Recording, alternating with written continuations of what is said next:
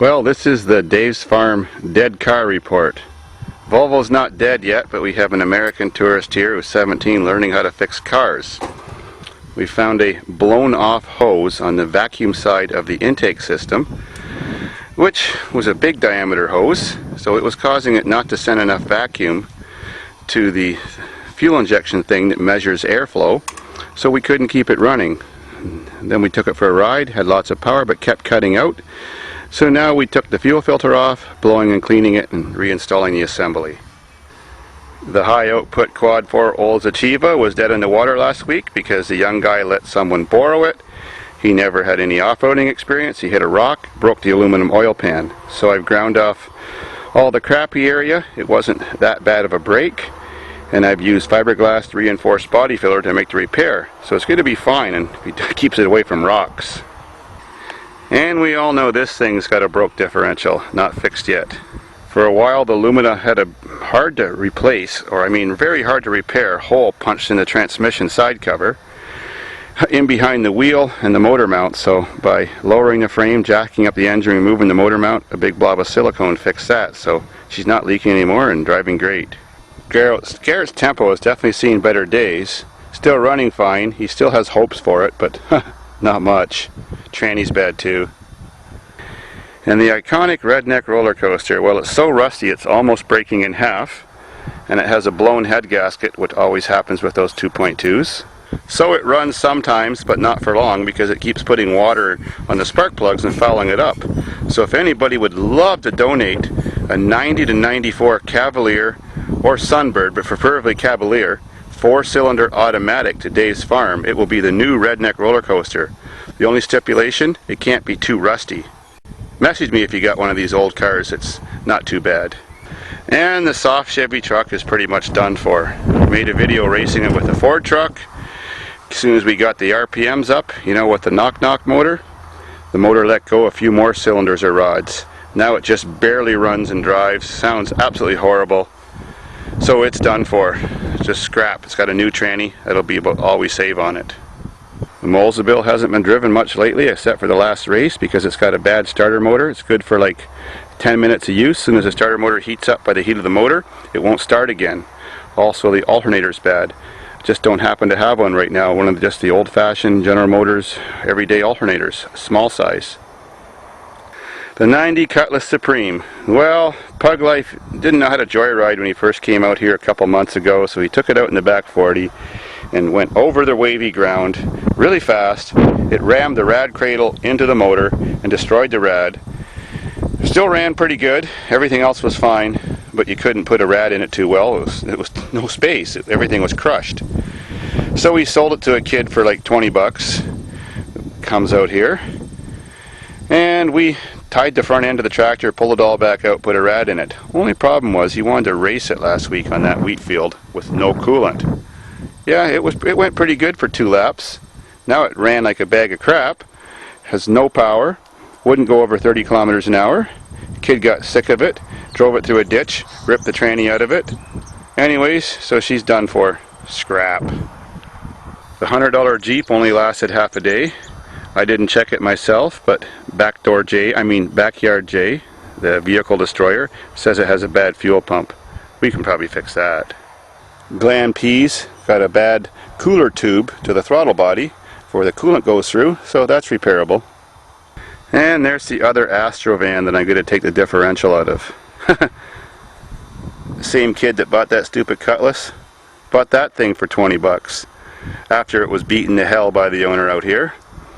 So motor was knocking, starter motor went bad, all kinds of problems, so he just attacked it with the tractor. It's got some good parts for us, still a good 700 R4 tranny and a good differential. Oh well. And the car that Jay killed. Well, technically still running, but the frame's so bad it keeps pulling the axle out of the socket. And the screaming GTS, don't scream no more. Seems like the timing belt may have broke under full throttle. There's no compression sound when you crank the motor, happened all of a sudden. 16 valve motor, could have bent all the exhaust valves. Well, we'll have to take the rocker cover off and take a look, see if it's repairable or not. On this end, 200 secs. Well, racing, one of the guys said he noticed the oil light coming on, but he kept racing. Gee whiz. Now the motor's blown. Had a whole bunch of rod knock when we pulled it over, ran a bit more, and totally conked out. She's done for. We love this car. It's still strong, got lots of life left in it. Does anybody have a 1.6 liter motor for one of these cars they'd like to donate, like from a Sentra or something? We'll put it back to life. Even the bus had its first problem after that race that day with Jen. The front caliper in that wheel seized up, and the bus got stuck out in the field. It wouldn't even come back by itself. It was just skidding that wheel. So under full throttle and a push with a tractor, we managed to push it off the field. And $100 later, including tax, replaced the caliper. Now it works great. Even the old Ford diesel has a problem. Running great. We raced it. Wait for the video. Bodies collapsed so much that the door fell down and wouldn't close. The pins didn't line up. So, who needs a door at Dave's Farm? But the other problem is now we're back to bum starting it until I fix the starter motor. I bought a really good working used starter motor last year, but sitting out there in the snow, corrosion got into it and now the starter motor's messed up. So I think if I take it apart, disassemble it, clean it up, it'll be fine. The Jetta that we just changed the tranny on, well, the tranny's blown again. What do you guess? I think we're going to scrap it. The 98 Sunfire. Just had a piece of crap motor since we got it. The motor got worse. It's not even drivable and jumpable anymore, so we're going to scrap that one too. We give all these cars away to free to anybody who's got a trailer to pick them up. The Dakota runs great, seems to drive okay, but the steering box in some positions goes click, click, click, click, and the steering wheel just keeps going round and round. Kind of dangerous to drive when sometimes you have no steering. I don't know if I'm going to fix that or not. It's a pain in the ass, and then it means I have to buy a steering box for it. Jen's car still runs like new, beaten and abused, but we thought it had a bad tranny. After a beating in the back 40, it had to be towed back. Picked it up, checked it out, turned out to be just a broken axle. We may fix that. The 92 Crapola, well, runs good. Got a hole poked in the tranny, which silicone is partially fixed, so it kind of leaks, so we don't like to drive it that much. It wastes tranny oil. But it died out in the field. Could be the fuel pump. At least they're easy to change in these cars. You just take out the back seat. Haven't checked it yet. The Men in Black 84 Crown Victoria that lost all the races and broke down, she's done for. Motor's still good. Scrap the rest. Cressa's got a messed up fuel injection system, so she's getting scrapped too. The 93 Spirit, motor runs great. Airbag blew up in the guy's face. But big hole in the tranny and so many problems now since these guys didn't know how to off-road a car. First one they owned, you know. Anyways, they want to do a motor blow video with it. And the Aero Crud van never recovered from a swim in the lake. The 94 Buick Regal has that Jesus sticker on the dashboard. Well, we let some people drive it in the field, tubers. Some overheated it by filling the rat up with grass and keep driving it. Some cranked the starter motor when it ran out of gas till it killed the starter motor. So now we have to find a starter motor for it. The Honda Civic still runs great. Doesn't drive quite right because the tranny doesn't shift through all the gears. Sometimes it goes to second gear, sometimes it makes it to third. Usually never gets to fourth gear. And the front brake caliper's blown, so it doesn't hold fluid. Gotta fix that. Still has life. Rick's Ranger hasn't been used for a while because he says it's running terrible. I haven't checked it out myself, so I've got no diagnosis. We've just been too busy fixing the other cars, so it may still have life.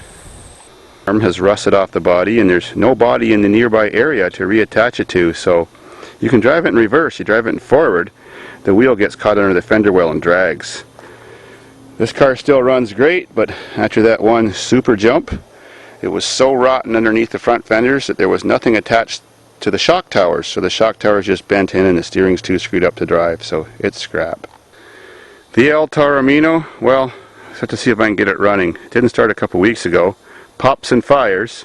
Check the fuel. It's got fuel coming with the fuel rail. Looks kind of green. Smells really old and crappy. So maybe some fresh fuel will get this thing going. If not, scrap.